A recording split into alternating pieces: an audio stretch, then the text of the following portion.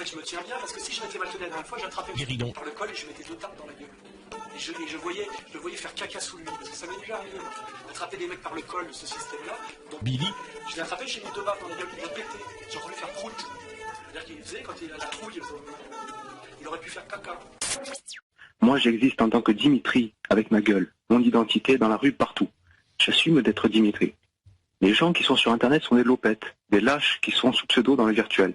Déjà, il n'y en a pas 1 sur 1000 qui oserait exister dans la vraie vie. Voilà, faut le savoir.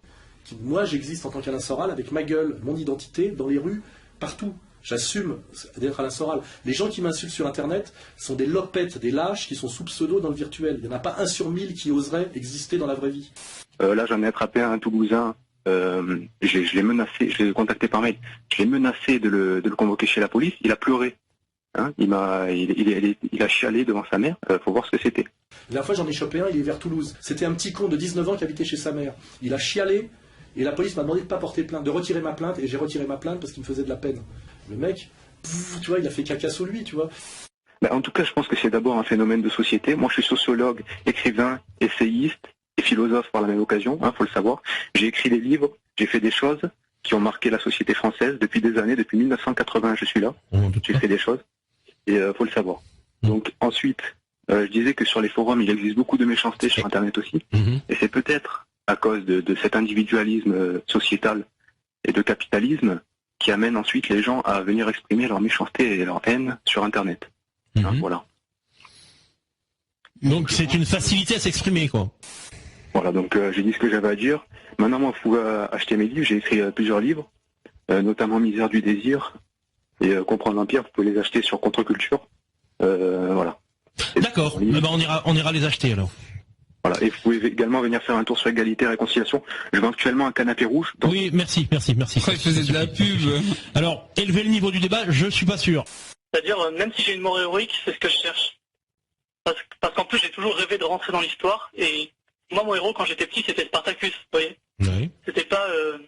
je rêvais pas d'être patron ou de... Même si j'ai une mort héroïque, c'est ce que je cherche. Parce qu'en plus, j'ai toujours rêvé de rentrer dans l'histoire. Et moi, mon héros, quand j'étais petit, c'était Spartacus. Vous voyez. C'était pas... je rêvais pas d'être patron de l'Express. Mais dans la... moi, je trouve que dans la séquence 90-2010, il n'y a personne.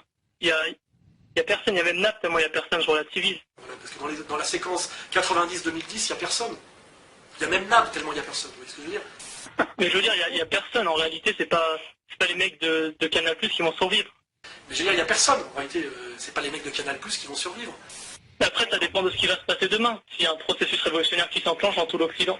La grande, ça dépend de ce qui va se passer demain, s'il y a un processus révolutionnaire qui s'enclenche dans tout l'Occident. Ouais, bien sûr. Ah oui. On en revient à l'Occident, machin, ceci, cela. Merci, c'était vraiment très intéressant en tout cas. D'autres personnes peut-être au 01 34 12 12 22. On retombe toujours sur nos pieds avec eux. 01 34 12 12 22. Bonsoir. Bonsoir, moi c'est Laurent et mon destin depuis plusieurs années, c'est la petite Ricole Meneur. Il y a des mots qu'il faut pas prononcer ici, ça me donne des crises d'urticaire. Bonsoir, qui est là? Bonsoir, qui est là? Eh ben au revoir. 01 34 12 12 22. Bonsoir, qui est là? Ta gueule, Gérard. Ça c'est pas lui. Ta gueule, Gérard. Il a tellement peur qu'on reconnaisse sa voix qu'il essaie de la masquer, mais il a un timbre de voix tellement particulier qu'on le reconnaît. Moi, je voudrais parler de mon addiction au paris sportif avec mon ami Didier Paris. Espèce d'enculé, va. Oh là là. Non, mais non, ça c'est simple.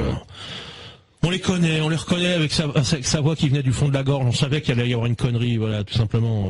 Bande d'attardés, vous avez rien à faire de votre vie. Mais voilà, tout simplement. Voilà. Prononcer un nom de famille sur l'antenne, voilà, et pour eux, ils jubilent, voilà. Mais bon, ça se paiera. De toute façon, on sait bien qui sera le premier à payer. Le dossier, tu vas pas tarder à le voir arriver. T'inquiète pas. On a l'impression que t'es impatient, Papy Tricot. Il réclamait le dossier depuis tout à l'heure. Mais on a l'impression que t'es impatient. Mais t'inquiète pas, moi, j'ai tout mon temps, tu sais. Y a pas de souci. L'été sera chaud dans les t-shirts, dans les maillots. J'ai remarqué que je sortais beaucoup plus qu'avant, par exemple. Aussi, accessoirement, il avait un Hummer rouge, donc on faisait beaucoup de balades dedans, alors qu'avant, j'en faisais. Le Hummer rouge, on n'a pas oublié, merci. 01 34 12 12 22.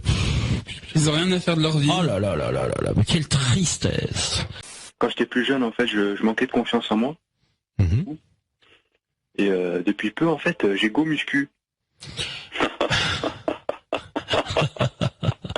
Sorilo. 01 34 12 12 22, ouais, c'est bien, on est content. Excusez-moi, mort de rire. MDR, je vous laisse, hein, parce que là...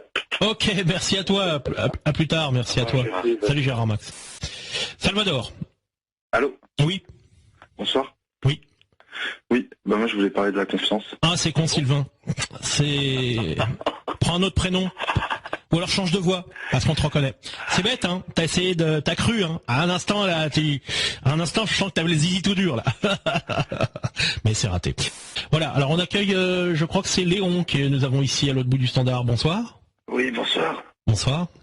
Oui, alors pour moi la confiance, c'est quelque chose qui s'acquiert au bout de plusieurs années. Mhm. On n'a pas la confiance de quelqu'un immédiatement. S'il demande du temps, et surtout, c'est inconditionnel. S'il y a le moindre doute concernant une personne, il n'y a pas de confiance. Oui. Et toi, Sylvain, comment tu fais pour accorder ta confiance? Eh ouais. Même avec une voix cassée, t'as un timbre trop reconnaissable. Merci quand même d'avoir essayé. C'est bien tenté. Mais c'est raté. Alors là, je ne sais plus qui nous avons. Bonsoir. Du coup, en fait, une fois j'étais en face d'un garçon, il était mal, il a cru pouvoir obtenir ce qu'il veut de moi, à cause de sa notoriété en plus. Donc je suis allé dans le coin VIP, je lui ai parlé entre quatre yeux et je l'ai pris par le col. Ensuite, il a fait prout, il aurait pu faire. Parce que ça m'est déjà arrivé, moi, d'attraper des mecs par le col de ce système-là, dont BD, je l'ai attrapé, j'ai mis 2 baffes dans la gueule, il a pété. J'ai entendu faire prout, il aurait pu faire caca. Je l'ai fait dans le coin VIP avec ses gardes du col. MDR. Ok, merci. On connaît ce discours. Hein. Fanny, pas plus intelligente que ses comparses masculins.